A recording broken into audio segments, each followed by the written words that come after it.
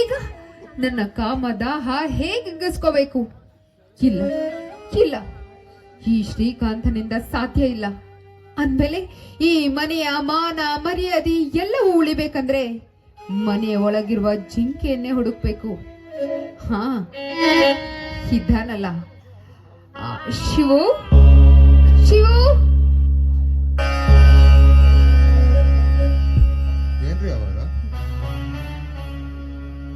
ಏನ್ ನೋಡಪ್ಪ, ನಿನ್ನ ಹತ್ರ ಸ್ವಲ್ಪ ಕೆಲ್ಸವಿತ್ತು. ಇನ್ಮುಂದೆ ನೀನು ಈ ಮನೇಲಿ ಕೀಳಾಗಿ ನೋಡಲ್ಲ, ಆಳಾಗಿ ದುಡಿಬಾರ್ದು. ನಿನ್ನನ್ನ ಚೆನ್ನಾಗಿ ನೋಡ್ಕೋಬೇಕು ಅಂತ ನಿಮ್ಮ ಶ್ರೀಧರ್ ಡಾಕ್ಟರ್ ಹೇಳಿದ್ದಾರೆ. ನಿನಗೆ ಏನ್ ಬೇಕಾದ್ರೂ ಕೇಳು, ಹಣ, ಆಸ್ತಿ, ಚಿನ್ನ, ಒಡವೆ ಎಲ್ಲವನ್ನು ಕೊಡಬೇಕು. ಯಾವತ್ತು ಮಾತನಾಡಲಾರದವರು ಇವತ್ತು ಮಾತಾಡಕತ್ತೀರಿ. ನನಗೇನು ಕಮ್ಮಿ ಮಾಡಿದಿರಂತ ನಾ ಬಂದು ಮಾತ್ರ ಏನ್ ಕೇಳ್ಬೇಕ್ರಿ? ಹೆತ್ತ ಮಗನಿಗಿಂತ ಚೆನ್ನಾಗಿ ನೋಡಿಕೊಂಡಿದ್ದೀರಾ. ಬಂಗಾರದಂತ ಡಾಕ್ಟರ್ ಸಾಹೇಬರು ನೀವಿಬ್ಬರು ಇರಲಕ್ಕಾಗಿ ಕತ್ತಿ ಕೂಡ ತಿನ್ನಲಾರದಂತ ಬಂಗಾರ ಹಣ ತೆಗೆದುಕೊಂಡು ನಾನೇನು ಮಾಡಲಿ? ಡಾಕ್ಟರ್ ಮನೆಯ ಅನ್ನ ಋಣವನ್ನು ತೀರಿಸಬೇಕೆಂದರೆ ನಾನಿನ್ನೆಷ್ಟೇ ಕೆಲಸವನ್ನು ಮಾಡಿದರೆ ಅದು ಕಮ್ಮಿನೇ ರೀ. ನೋಡು, ನಾನು ಅದನ್ನ ಹೇಳ್ತಾ ಇರೋದು. ನೀನು ಆಳಾಗಿ ದುಡಿಬಾರ್ದು. ಈ ಮನೆಯ ಯಜಮಾನ ಅಂತ ನಾನ್ ಭಾವಿಸಿದ್ದೀನಿ. ಅಷ್ಟೇ ಅಲ್ಲದೆ ನೀನು ನೆಲದ ಮೇಲೆ ಕೂತ್ಕೊಂಡು ಊಟ ಮಾಡಬಾರ್ದು. ಈ ಕಡಿಮೆ ವೆಚ್ಚದ ಬಟ್ಟೆಯನ್ನು ಹಾಕ್ಬಾರ್ದು. ನಾನು ರೇಷ್ಮೆ ಬಟ್ಟೆ ಕೊಡಿಸ್ತೀನಿ. ನಿನಗಂತನೇ ಚಿನ್ನದ ಸರವನ್ನು ಮಾಡಿಸ್ತಾ ಇದ್ದೀನಿ. ಪ್ರತಿದಿನ ತುಪ್ಪ ಇಲ್ಲದೆ ಮನೆಯಲ್ಲಿ ನೀನು ಊಟ ಮಾಡಬಾರ್ದು. ಇದೇ ನನ್ನ ಆಸೆ. ಹಾಗೆ ಈ ಕಾವೇರಿಯ ಕಣ್ಣಿಗೆ ನೀನು ಸುಂದರವಾಗಿ ಕಾಣಿಸ್ಬೇಕು. ನೋಡ್ರಿ, ಹರಕು ಬಟ್ಟೆಯನ್ನು ಉಟ್ಕೊಂಡ್ರು ಪರವಾಗಿಲ್ಲ, ಒಂದು ಕುಡಿಕಿನ ರೊಟ್ಟಿಯನ್ನು ತಿಂದ್ರು ಚಿಂತೆ ಇಲ್ಲ. ರೇಷ್ಮೆ ಬಟ್ಟೆಯನ್ನು ಧರಿಸಿಕೊಂಡು ಬಂಗಾರದ ಸರವನ್ನು ಹಾಕಿಕೊಂಡು ಬಿಸಿ ಅನ್ನ ತುಪ್ಪ ತಿನ್ನುವವರ ಮನಸ್ಸಿನಲ್ಲಿ ಹೊಲಸು ವಿಚಾರಗಳಿದ್ರ ಎದಕ್ಕೆ ಬಂತ್ರಿ? ಒಂದು ವೇಳೆ ರೇಷ್ಮೆ ಬಟ್ಟೆಯನ್ನು ಹಾಕೊಂಡು ಕೊರಳಾಗ ವಸ್ತ್ರಾಭರಣಗಳನ್ನು ಹಾಕಿಕೊಂಡು ದಿನನಿತ್ಯ ಹೊಟ್ಟಿ ತುಂಬಾ ಬಿಸಿ ಅನ್ನ ತುಪ್ಪ ತಿನ್ನುವವರ ಮನಸ್ಸಿನಲ್ಲಿ ಕೆಟ್ಟ ಗುಣಗಳಿದ್ರ ಎದಕ್ಕೆ ಬಂತ್ರಿ?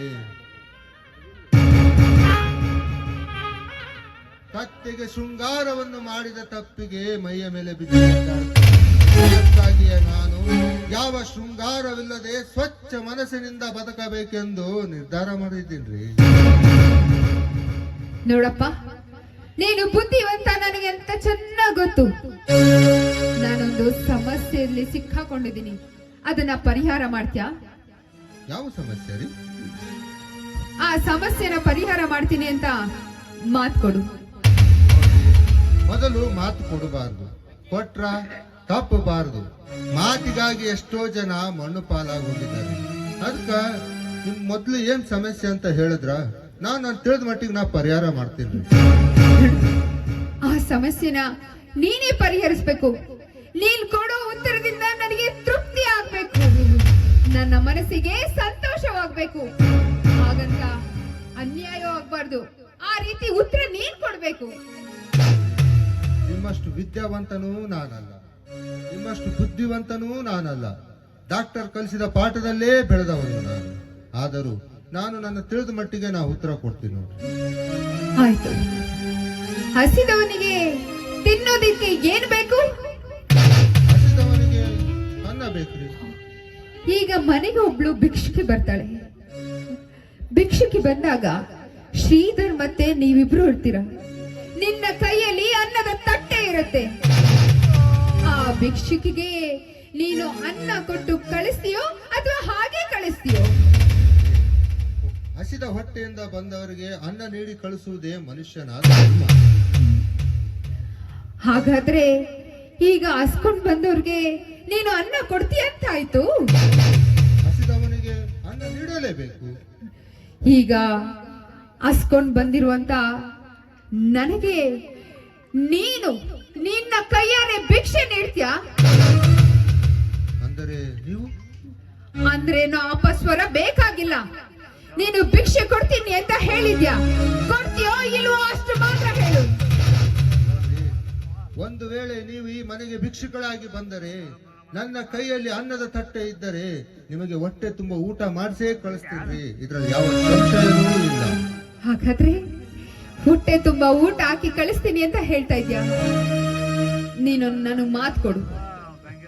ನೋಡ್ರಿ, ತಾಯಿಗೆ ಮಾತು ಕೊಟ್ಟ ಕರ್ಣ ಹುಟ್ಟು ಬಾಣ ಹೊಡೆದಾರದೆ ರಣರಂಗದಲ್ಲಿ ಮಡಿದು ಹೋದ. ಮಾತು ಕೊಟ್ಟ ಮೇಲೆ ಅದು ಅದಕ್ಕ ಮೊದಲು ನಿಮ್ಮ ಅರ್ಥವನ್ನು ಬಿಚ್ಚಿ ಹೇಳಿದರೆ ಮಾತಿನ ಅರ್ಥವನ್ನು ತಿಳಿದುಕೊಂಡು ನಾ ವಚನ ಕೊಡ್ತೀನಿ. ಹಸಿದು ಬಂದವಳಿಗೆ ಹೊಟ್ಟೆಗೆ ಅನ್ನ ಹಾಕ್ತೀನಿ ಅಂತ ಹೇಳ್ತಾ ಇದ್ಯಾ? ಭಿಕ್ಷೆ ನೀಡ್ತೀನಿ ಅಂತ ಹೇಳ್ತಾ ಇದ್ಯಾ? ಶಿವು, ನನಗೆ ಕಾಮ ದಾಹದ ಭಿಕ್ಷೆ ನೀಡು. ನೀನು ನನ್ನವನಾಗು, ಶಿವು, ನೀನು ನನ್ನವನಾಗು. ಮಾತು ನೀವೇ ಹೇಳಿ. ಹೌದು, ನೀನೇ ಮಾತನ್ನು ಕೊಟ್ಟಿದ್ಯಾ, ನೀನೇ ಮಾತನ್ನ ನಡೆಸ್ಕೊಡ್ಬೇಕು. ದಯವಿಟ್ಟು ನಿನ್ನ ಕೈ ಮುಗಿದು ಬೇಡ್ಕೊಳ್ತೀನಿ ಶಿವು, ನಿನ್ನ ಕೈ ಮುಗಿದು ಬೇಡ್ಕೊಳ್ತೀನಿ. ನೋಡ್ರಿ, ಈ ನಿಮ್ಮ ಮಾತನ್ನು ನಾನು ನೆರವೇರಿಸಿಕೊಡ್ತೀನಿ. ಆದರೆ ನಿಮ್ಮ ಮಾತನ್ನು ನೆರವೇರಿಸಿ ಕೊಡೋಕ್ಕಿಂತ ಮುಂಚೆ ನೀವು ನನಗೊಂದು ಮಾತು ನೆರವೇರಿಸಿ ಕೊಡಬೇಕು. ಶಿವು, ಅದ್ಯಾವ ಮಾತು ಅಂತ ಹೇಳು. ನಿನಗೆ ಹಣ ಬೇಕಾ, ಆಸ್ತಿ ಬೇಕಾ, ಅಂತಸ್ತು ಬೇಕಾ, ಏನು ಬೇಕಾದ್ರೂ ಕೇಳು. ನಾನು ನಿನಗೋಸ್ಕರ ಕೊಡೋದಿಕ್ಕೆ ಸಿದ್ಧಳಿದ್ದೀನಿ. ಅದೇನ್ ಬೇಕು ಕೇಳು ಶಿವು. ನನಗೆ ಹಣ, ಆಸ್ತಿ, ಚಿನ್ನ ಇದ್ಯಾವುದು ನನಗೂ ಬೇಕಾಗಿಲ್ಲ. ಒಂದೇ ಒಂದು ಸಲ ಈ ಮಾತನ್ನು ನಡೆಸ್ಕೊಟ್ರೆ ಸಾಕ್ರಿ. ಅದೇನ್ ಹೇಳು ಶಿವು. ನೋಡ್ರಿ, ನಿಮ್ಮ ಆಸೆಯನ್ನು ತೀರಿಸಬೇಕೆಂದರೆ ಹಣೆಯ ಮೇಲೆ ಇರುವ ಕುಂಕುಮ, ಮೂಗಿನಲ್ಲಿರುವ ಮೂಗುತ್ತಿ, ಕೈಯಲ್ಲಿರುವ ಮಳೆ, ಕಾಲಲ್ಲಿರುವ ಕಾಲುಂಗುರ, ಕೊರಳಿನಲ್ಲಿರುವ ಮಾಂಗಲ್ಯ, ಈ ಐದು ಮುತ್ತುಗಳನ್ನು ಕಟ್ಟಿಕೊಂಡು ಮುತ್ತೈದೆತನ ಮಾಡಿರುವುದು. ಕಿತ್ತು ಹಾಕಿ ಎಸೆದು ಬನ್ನಿ, ಈ ಕಿತ್ತು ಹಾಕಿ ಮಣ್ಣಲ್ಲಿ ಮುಚ್ಚಿಟ್ಟು ಬರ್ರಿ, ನಿಮ್ಮ ಆಸೆಯನ್ನು ತೀರಿಸುತ್ತೇನೆ. ನಿಮ್ಮ ಆಸೆಯನ್ನು ತೀರಿಸಬೇಕೆಂದರೆ ನಿಮ್ಮ ಕೊರಳಿನಲ್ಲಿರುವ ಮಾಂಗಲ್ಯದ ಸರವನ್ನು ಹರಿದಾಕಿ ನೋಡೋಣ. ನಿಮ್ಮ ಕೈಯಲ್ಲಿರುವ ಹಸಿರು ಬಳೆಯನ್ನು ಹೊಡೆದು ಹಾಕಿ.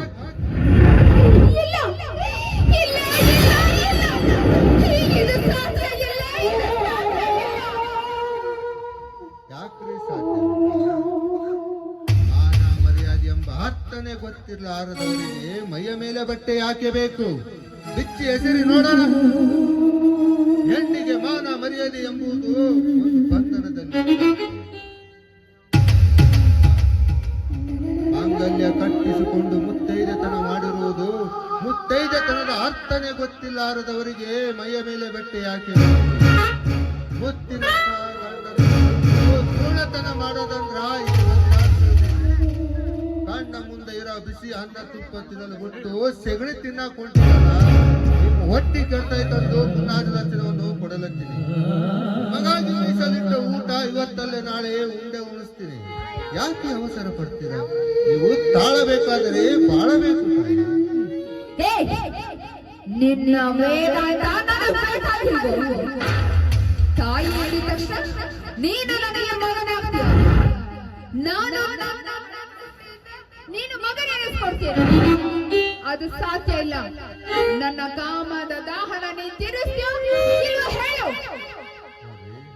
ಬೇಕಾದರೆ ಪ್ರಾಣ ಕೇಳಿ ಕೊಡ್ತೀನಿ. ಮಾನ ಮಾರಿಕೊಳ್ಳುವುದಿಲ್ಲ. ಪ್ರಾಣ ಹೋದ ಮೇಲೆ ಈ ದೇಹ ಅಸ್ಥಿರವಾಗುವುದು, ಮಾನ ನಿರಂತರವಾಗಿರುವುದು. ಅಂದ್ರೆ ಇದೇ ನಿನ್ನ ನಿರ್ಧಾರನ? ಹೌದ್ರಿ. ತಪ್ಪಿದ್ರೆ ನನ್ನ ನಾಲಿಗೆಯನ್ನು ಕತ್ತರಿಸಿ ಹಾಕಿ. ನನ್ನನ್ನ ಎದುರಾಕೊಂಡ್ರೆ ಪರಿಣಾಮ ಏನಾಗುತ್ತೆ ಗೊತ್ತೇನು?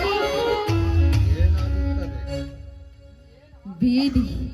ಬೀದಿಯಲ್ಲಿ ಸಾಹಿತ್ಯ ಗುಂಡಿಟ್ಟು ಸಾಯಿಸ್ಬೇಕಾಗುತ್ತೆ. ಇದೇ ನಿಮ್ಮ ದನಿ ಶ್ರೀಕಾಂತರಿಂದ ನಿನ್ನ ಮಾನ ಮರ್ಯಾದೆನ 4 ಜನರ ಮುಂದೆ ತೆಗಿಬೇಕಾಗುತ್ತೋ? ವಜ್ರದ ಹರಳನ್ನು ಕಸದಲ್ಲೆಸೆದರೇನಂತೆ, ಕೆಸರಿನಲ್ಲಿ ಮುಚ್ಚಿದರೇನಂತೆ, ಕಲ್ಲಿನಿಂದ ಕುಟ್ಟಿ ಪುಡಿ ಪುಡಿ ಮಾಡಿದರೇನಂತೆ. ಅದರ ಗುಣ ಎಂದಿಗೂ ಕಳೆದುಕೊಳ್ಳಲಾಗು. ನೀವು ಬೇಕಾದ ಶಿಕ್ಷೆ ಕೊಡ್ರಿ. ಈ ಪಾಪದ ಕಾರ್ಯಕ್ಕೆ ನನ್ನ ಕಡೆಯಿಂದ ಸಾಧ್ಯವಿಲ್ಲ. ಶಿವು, ಸಮಯ ಮೀರಿಲ್ಲ ಶಿವು. ನಾಲ್ಕು ಗೋಡೆಯ ಮಧ್ಯೆ ನಮ್ಮ ಪಾಪ ದಾಹನ ತೀರಿಸಿಕೊಳ್ಳೋಣ. ನಾನು ಶ್ರೀಮಂತನ ಸತ್ಯಾಗಿ ಉಳಿತೀನಿ, ಆದ್ರೆ ನನ್ನ ಆಸೆಗೂ ಪೂರೈಸುತ್ತೆ. ದಯವಿಟ್ಟು ಇಲ್ಲ ಅಂತ ಹೇಳ್ಬೇಡ ಶಿವ. ನನ್ನ ಕಾಮ ದಾಹನ ಕಾಲಿಗೆ ಬಿದ್ದು ಕೇಳ್ಕೊಂತೀನಿ, ನನ್ನ ಕೈ ಬಿಡಿ.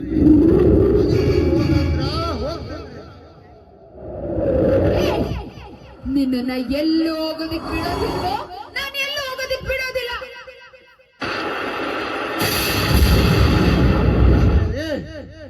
ಒಂದು ಮನೆಗೆ ನಾನೆಂದು ದ್ರೋಹ ಮಾಡಲಾರೆ. ನನ್ನನ್ನು ಕ್ಷಮಿಸಿಬಿಡಿ ಅವರ. ನನ್ನ ಕೆನ್ನೆಗೆ ಹೊಡಿತಾ ಇದ್ಯಾ? ನನ್ನ ಕೆನ್ನೆ ಹೊಡೆದ್ರು ಎಷ್ಟು ಸಮಾಧಾನದಿಂದ ಮಾತಾಡ್ತಾ ಇದ್ದೀನಿ ಅಂದ್ರೆ ನೀನ್ ನನ್ನನ್ನು ಅರ್ಥ ಮಾಡ್ಕೋಬೇಕು.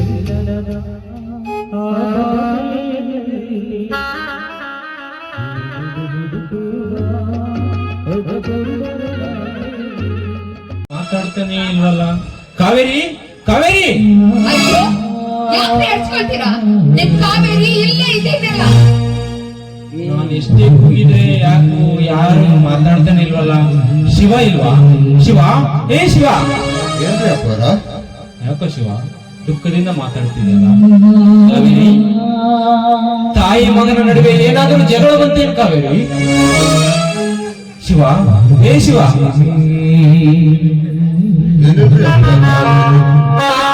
ಯಾಕೋ ಶಿವ ಮೌನವಾಗಿ ನಿಂತಿದೆಯಲ್ಲ? ಏನಾಗಿದೆ ನಿನಗೆ ಕಾವೇರಿ? ಶಿವನಿಗೆ ಏನಾದರೂ ಸಿಟುಕಿನ ಮಾತಾಡಿದೆ ಏನು? ನೋಡು ಕಾವೇರಿ, ಶಿವನ ಮೇಲೆ ನೀನು ಯಾವತ್ತೂ ಸಿಟ್ಟಾಗಬೇಡ. ಅವನ ಮನಸ್ಸು ಎಂದು ನೀನು ನೋಯಿಸಬೇಡ ಕಾವೇರಿ. ನಾನಿಲ್ಲದ ಸಮಯದಲ್ಲಿ ಅವನನ್ನು ಚೆನ್ನಾಗಿ ನೋಡಿಕೊಳ್ಳುವ ಜವಾಬ್ದಾರಿ ನಿನ್ನದು. ಒಂದು ವೇಳೆ ಚೆನ್ನಾಗಿ ನೋಡಿಕೊಳ್ಳದಿದ್ದರೆ ನನ್ನ ಆಣೆಯಾಗಿದೆ ಕಾವೇರಿ.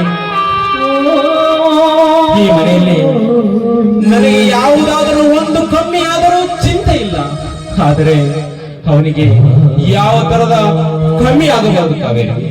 ಪಾಪ ಶಿವ ಊಟ ಮಾಡಿದ್ದಾನೋ ಇಲ್ಲವೋ ಗೊತ್ತಿಲ್ಲ, ಊಟ ಮಾಡಿಸೋ ಕಾವೇರಿ. ಪಾಪ ನೋಡು ಕಾವೇರಿ, ನನಗೆ ಯಾವುದು ಕಮ್ಮಿ ಆದ್ರೂ ಪರವಾಗಿಲ್ಲ, ಅವನಿಗೆ ಯಾವುದು ಕಮ್ಮಿ ಆಗದಂತೆ ಹೊಟ್ಟೆ ತುಂಬ ಊಟ ಮಾಡಿಸೋ ಕಾವೇರಿ. ಯಾಕಂದ್ರೆ ನಮ್ಮ ಮನೆಯ ನಿನ್ನ ಹೊಟ್ಟೆಯಲ್ಲಿ ಹುಟ್ಟುವ ಮಗನಿಗಾದರೂ ಇಂಥ ಒಳ್ಳೆ ಗುಣ ಇರುತ್ತೋ ಇಲ್ಲೋ ಗೊತ್ತಿಲ್ಲ, ಅಂತ ಒಳ್ಳೆ ಗುಣದವನು ಆ ಶಿವ. ಅಂತವನು ನಮ್ಮ ಮನೆಯ ಮಗನಾಗಿ ಬಂದಿದ್ದು ನಮ್ಮ ಪುಣ್ಯ ಕಾವೇರಿ. ಅವನ ನ್ಯಾಯ ನೀತಿ ಧರ್ಮದ ಮಾರ್ಗಕ್ಕೆ ನಾವಿಬ್ಬರು ಎಷ್ಟೇ ಉಣಿಸಿದರೂ ತಿಳಿಸಿದರೂ ಕಮ್ಮಿನೇ ಕಾವೇರಿ, ಕಮ್ಮಿನೇ ಕಾವೇರಿ. ಅವನ ಸಲುವಾಗಿ ಹಿಂದೆ ನನ್ನ ಪ್ರಾಣ ಕೊಡಲಾದರೂ ನಾನು ಸಿದ್ಧನಾಗಿದ್ದೇನೆ ಕಾವೇರಿ, ಸಿದ್ಧನಾಗಿದ್ದೇನೆ. ಅಂತ ಒಳ್ಳೆ ಪ್ರಾಮಾಣಿಕ ಸತ್ಯ ಹರಿಶ್ಚಂದ್ರಂತ ಪವಿತ್ರವಾದವನು ಕಾವೇರಿ ನಮ್ಮ ಕಾವೇರಿ. ಸಾಕು ಮಾಡ್ರಿ ನಿಮ್ಮ ಅಭಿಮಾನದ ಈ ಮಾತುಗಳು. ಯಾಕೆ ಶಿವ ಬಹಳ ದುಃಖದಿಂದ ಮಾತಾಡ್ತಿದೆಯಲ್ಲ? ಏನಾಗಿದೆ ನಿನಗೆ ಶಿವ? ಏನಾಗಿದೆ ಕಾವೇರಿ? ಏನಿದು ನಿಮ್ಮಿಬ್ಬರ ನಡುವೆ ಜಗಳ? ಅದೇನು ಇಲ್ಲ ರೀ, ಮತ್ತು ಕಳ್ಳ ಬೇಕು ಅಂತ ಹೊಟ್ಟೆ ಹಸಿವಿನಿಂದ ಹಾಲು ಕುಡಿಯೋದಕ್ಕೆ ಅಂತ ಬಂದು, ಆದ್ರೆ ಶಿವ ಹಾಲನ್ನ ಭದ್ರವಾದ ಮುಚ್ಚಳದಿಂದ ಮುಚ್ಚಿದ್ದ. ಅದಕ್ಕೆ ಸ್ವಲ್ಪ ಆ ತರದ ವಿಚಾರಗಳಿಗೆ ಜಗಳ ಆಯ್ತಷ್ಟೇ. ಶಿವ ಎಂತ ಉತ್ಸಾಹ ನೀನು! ಇಂಥ ಸಣ್ಣ ವಿಷಯಕ್ಕೆ ಯಾರಾದ್ರೂ ಮನೆ ಬಿಟ್ಟು ಹೋಗ್ತಾರೆ? ನೀನು ಈ ಮನೆ ಬಿಟ್ಟು ಹೋಗುದು ಒಂದೇ, ನನಗೆ ವಿಷ ಕೊಟ್ಟು ಹೋಗುದು ಎರಡೂ ಒಂದೇ ಶಿವ. ಈ ಮನೆಯಲ್ಲಿ ಈ ಡಾಕ್ಟರ್ ಶ್ರೀಕಾಂತ್ ಬದುಕಿ ಉಳಿಯಬೇಕಾದರೆ ನೀನ್ ಯಾವತ್ತು ಈ ಮನೆ ಬಿಟ್ಟು ಹೋಗುವ ಯೋಚನೆ ಮಾಡಬೇಡ ಶಿವ, ಮಾಡಬೇಡ.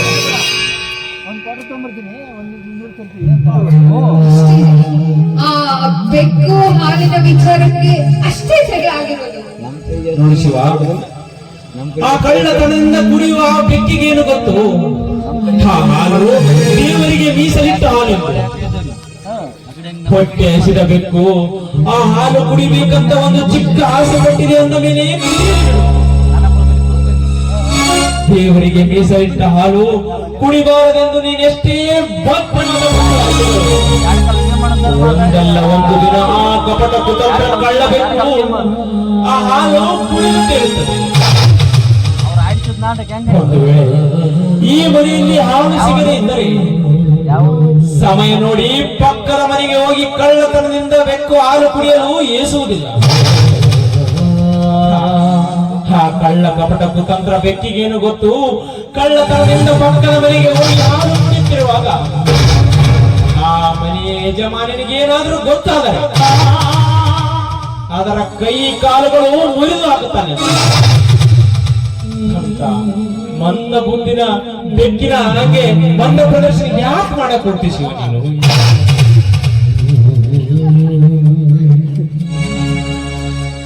ಇಷ್ಟು ಸಣ್ಣ ವಿಚಾರಕ್ಕೇನೆ ಇಷ್ಟೆಲ್ಲ ಆಗಿದ್ದೀರಿ. ಆ ಹಾಲು ಕುಡಿಯೋ ವಿಚಾರಕ್ಕೆ ಇಷ್ಟೆಲ್ಲ ರಾಗಂತ ಮಾಡಿದ್ದಾರೆ. ನೋಡು ಕಾವೇರಿ, ಹೊಟ್ಟೆ ಹಸಿದರೂ ಉಪವಾಸ ಇರಬೇಕು, ಕಳ್ಳತನದಿಂದ ತಿನ್ನಬಾರದು ಕಾವೇರಿ. ಹೊಟ್ಟೆ ಹಸಿವು ತಾಳಲಾರದೆ 4 ಮನೆಗೆ ಹೋಗಿ ಭಿಕ್ಷೆ ಬೇಡಿದರೆ ಭಿಕ್ಷೆ ನೀಡುವವರು ಬಿಸಿಯನ್ನ ಹಾಕುವುದಿಲ್ಲ, ಯಾವುದೋ ಅಳಿಸಿದನ್ನ ಉಳಿದ ಪದಾರ್ಥ ಹಾಕಿ ಕಳಿಸ್ತಾರಷ್ಟೇ. ಅದನ್ನು ತಿಂದ ಭಿಕ್ಷಕ ಹೊಟ್ಟೆ ನೋವಿನಿಂದ ನರಳಬೇಕಾಗುತ್ತದೆ. ಅದು ಹೊಟ್ಟೆ ಹಸಿದವರಿಗೆ ಗೊತ್ತಾಗಬೇಕು. ಇರಲಿ ಬಿಡು ಕಾವೇರಿ, ನಾನು ಅರ್ಜೆಂಟ್ ಆಗಿ ನನ್ನ ಗೆಳೆಯ ಡಾಕ್ಟರ್ ಪ್ರಕಾಶನ ಜೊತೆ ಅಮೆರಿಕಕ್ಕೆ ಹೋಗ್ತೇನೆ. ನನಗೆ ಮತ್ತೆ ಪುನಃ ಕಣ್ಣು ಬರುವುದಾಗಿ ನನಗೆ ನನ್ನ ಗೆಳೆಯ ಭರವಸೆ ನೀಡಿದ್ದಾನೆ. ಆದರೂ ಚಾನ್ಸಸ್ ಬಹಳ ಕಮ್ಮಿ ಎಂದು ಹೇಳಿದ್ದಾನೆ. ಆದ್ರೆ ಪ್ರಯತ್ನ ಮಾಡೋಣ ಎಂದು ಹೇಳಿದ್ದಾನೆ. ಅದಕ್ಕಾಗಿ ನಾನು ಹೋಗುತ್ತಿರುವೆ. ಅಪ್ಪವರ ಸೂಟ್ ಕೇಸನ್ನು ತೆಗೆದುಕೊಂಡು ಬಂದಿದ್ದೇನೆ. ನೋಡಿ ಶಿವು, ನಾನಿನ್ನ ಹೋಗ್ತೀನಿ. ಈ ಮನೆಯಲ್ಲಿ ನೀವಿಬ್ಬರು ತಾಯಿ ಮಗನಂತೆ ಬಹಳ ಪ್ರೀತಿ ವಿಶ್ವಾಸದಿಂದ ಈ ಮನೆಗೆ ಕಾಲ ಕಳೆಯಲಿ. ನಾನಿನ್ನು ಹೋಗಿ ಬರಲೇ?